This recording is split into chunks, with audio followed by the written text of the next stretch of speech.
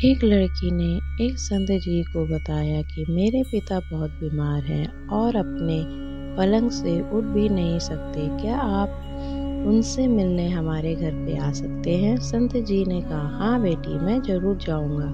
संत जब उनसे मिलने उसके घर पर गए तो देखा कि एक बूढ़ा और बीमार आदमी पलंग पर दो तकियों पर सर रख कर लेटा हुआ है, लेकिन एक खाली कुर्सी उसके पलंग के सामने पड़ी है। संत जी ने उस बूढ़े और बीमार आदमी से पूछा कि मुझे लगता है कि शायद आप मेरे ही आने की उम्मीद कर रहे थे। उस वृद्ध आदमी ने कहा, जी नहीं, आप कौन हैं? संत जी ने अपना परिचय दिया और फिर कहा, मुझे ये खाली कुर्सी देखकर लगा कि आपको मेरे आने का आभास हो गया है। वो आदमी बोला, संत जी, अगर आपको बुरा ना लगे तो कृपया कमरे का दरवाजा बंद कर दीजिए। संत जी को थोड़ी हैरानी हुई, फिर भी संत जी ने दरवाजा बंद कर दिया। वो बीमार आदमी बोला कि दरअसल इस खाली कुर्सी का राज मैंने आज तक किसी को भी नहीं बताया, अपनी बेटी को भी नहीं।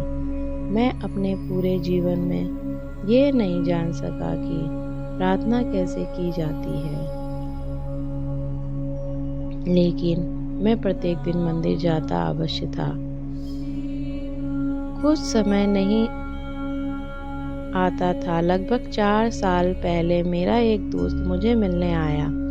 उसने मुझे बताया कि हर प्रार्थना भगवान से सीधी ही हो सकती है। उसी ने मुझे सलाह दी कि एक खाली कुर्सी अपने सामने रखो और ये विश्वास करो कि भगवान खुद इस कुर्सी पर तुम्हारे सामने बैठे हैं। फिर भगवान से ठीक वैसे ही बात करना शुरू करो जैसे कि अभी तुम मुझसे कर रहे हो।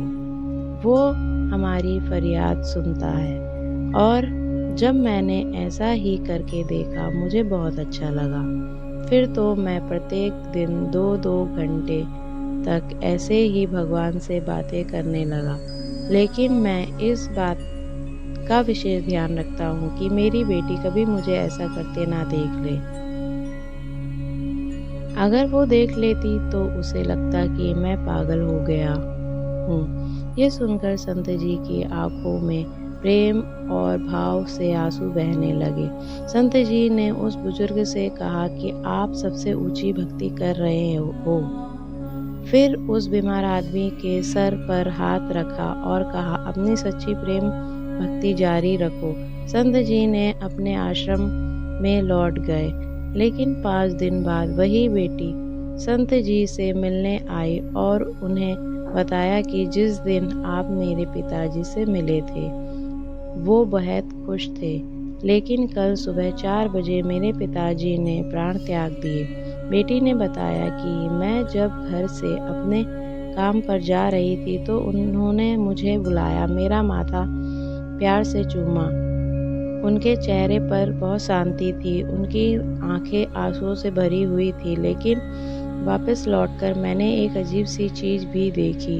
वो ऐसी मुद्रा में अपने बिस्तर पर बैठे थे जैसे खाली कुर्सी पर उन्होंने किसी की गोद में अपना सर झुका रखा हो, जबकि कुर्सी तो हमेशा की तरह खाली थी।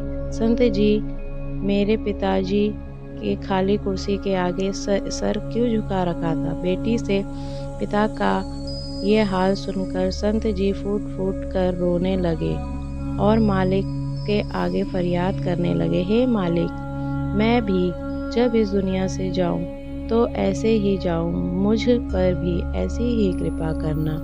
यदि हम भी इसी तरह अपने इष्ट देव की गोद में बैठकर यहाँ से जाना चाहते हैं तो प्रत्येक पल आप अपने इष्ट देव की उपस्थिति को हर जगह महसूस करेंगे।